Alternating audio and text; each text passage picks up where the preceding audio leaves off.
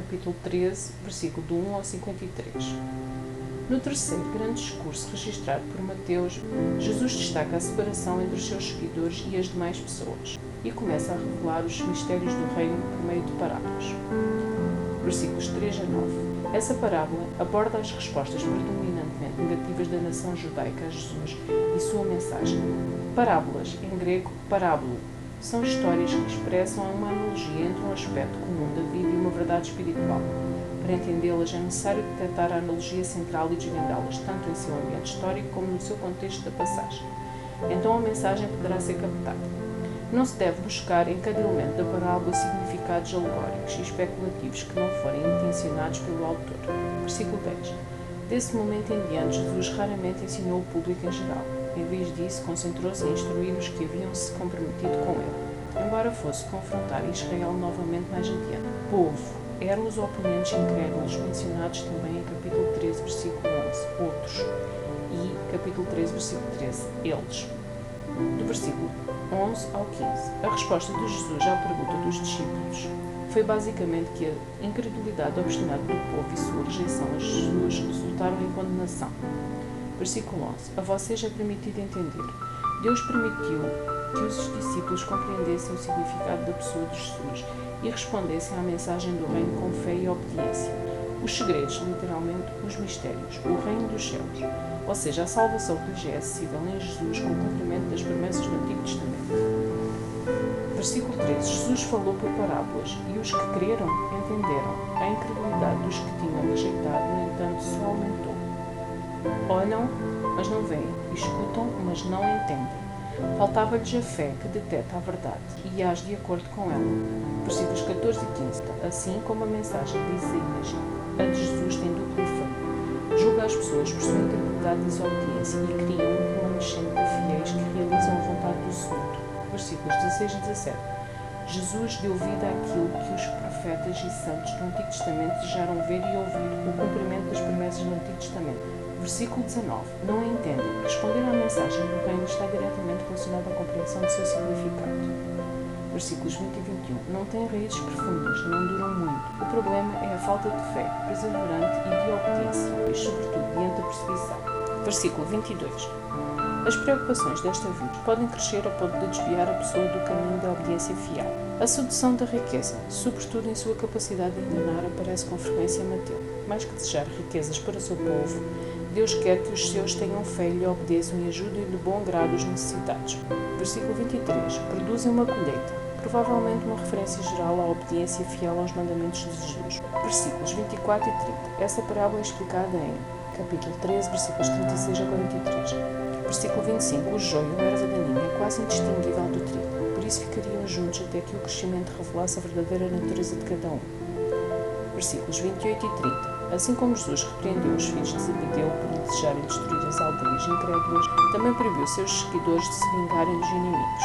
O julgamento pertence a Deus. Jesus exorta à espera paciente no justo julgamento de Deus, a colheita. Versículos 31 a 33. Jesus usou figuras surpreendentes e evocativas nessas parábolas, talvez para enfatizar o crescimento inevitável do reino por meio da proclamação do Evangelho, ou, mais provavelmente, para realçar o contraste entre os começos modestos e os términos gloriosos, exortando os discípulos a ter paciência. Versículo 33. Em geral, o fermento se refere à influência do mal. Aqui, no entanto, tem sentido positivo, representando a influência penetrante do reino. Versículos 34 e 35. Até o método de ensino de Jesus cumpriu as previsões do Antigo Testamento.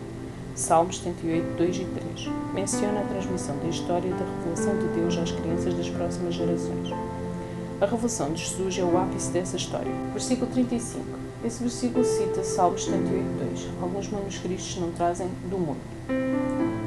Versículos 36 ao 43. Esses versículos são a interpretação da parábola narrada em capítulo 13, versículo 24 ao 30. O povo do reino, as boas sementes, coexiste no mundo, o campo, com os de fora, o joio, até ao fim da história. O mistério do reino é a sua presença atual no mundo, sem a remoção punitiva dos perversos. Os discípulos de Jesus devem aprender a ter paciência. Versículo 36. Jesus entrou em casa. O ensino por meio de parábolas era público, mas as interpretações foram reservadas para os discípulos em particular. Por favor, explique-nos. Embora tivesse o privilégio de conhecer os mistérios do reino, os discípulos não entendiam parábolas até que Jesus as explicasse. Versículo 37. Filho do homem é um título que Jesus usa para si mesmo. Versículo 38. O campo é o mundo. O reino inclui todas as nações. O povo do reino são aqueles que seguem Jesus. Versículo 39. Fim dos tempos, ou fim da era. Versículo 40 ao 42. A colheita do juízo que se iniciou na primeira vinda do Filho do Homem será concluída quando ele voltar. Versículo 41. Do reino, somente no fim dos tempos. A ação do Filho do Homem será visível em todas as coisas. Versículo 43. É a oposição àqueles que praticam o mal. Os justos fazem a vontade de Deus conforme revelada por Jesus. Versículo 44 ao 46. Outro mistério do reino é que seu valor excede todos os tesouros do mundo, assim deve-se abrir mão de tudo para adquiri-lo. Versículo 44. Tesouro escondido, num campo. Enterrava-se tesouros a fim de protegê-lo de ladrões e exércitos inimigos. Em seu entusiasmo, os que descobrem o reino encontrarão mais alegria que em qualquer prazer temporal. Versículos 47 ao 50. Essa parábola se refere ao julgamento de Deus no último dia, que separará eternamente os perversos dos justos. O alerta reforça a urgência das duas chamadas à decisão anteriores. Versículo 51. A capacidade de entender os mistérios do reino é uma dádiva de Deus. Versículo 52. A fidelidade do mestre da lei que se torna discípulo do reino é radicalmente reorientada para Jesus. O caminho da salvação.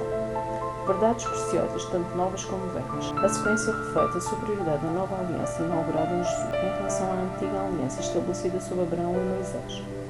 Versículos 54 ao 58. A rejeição de Jesus em sua própria cidade é a parte do tema em curso da rejeição do Messias por seu próprio povo. Versículos 55 e 56. Filho do carpinteiro. O carpinteiro, literalmente artesão, trabalhava com as mãos, seja em madeira, metal ou pedra. José. Alguns manuscritos trazem José, outros João. Versículo 57. Eles sentiam-se muito ofendidos, considerando a origem tão comum de Jesus. Não conseguiam enxergar a sua importância em comum. Versículo 58. A fé é necessária tanto para entender a mensagem de Jesus como para desfrutar seus milagres. Jesus e Satanás. Versículo 19. Jesus sofreu a oposição de um agente pessoal de pecado e perversidade. Em Mateus, esse agente é chamado de Satanás, que significa adversário, diabo, tentador, príncipe dos demónios, Belzebu, maligno e inimigo. A missão de Jesus de anunciar e trazer o reino de Deus levou inevitavelmente a conflitos com as forças satânicas, o que inclui exorcismos. Mateus registra que Satanás tem poder sobre os reinos e dispõe de anjos que obedecem às suas ordens. O principal instrumento de Satanás é a tentação. Seu objetivo é gerar a desobediência a Deus. Uma vez que Cristo é o agente de Deus para a salvação dos seres humanos, Satanás o atacou primeiro, mas Cristo derrotou Satanás e, por fim, o despojará de todos os seus poderes.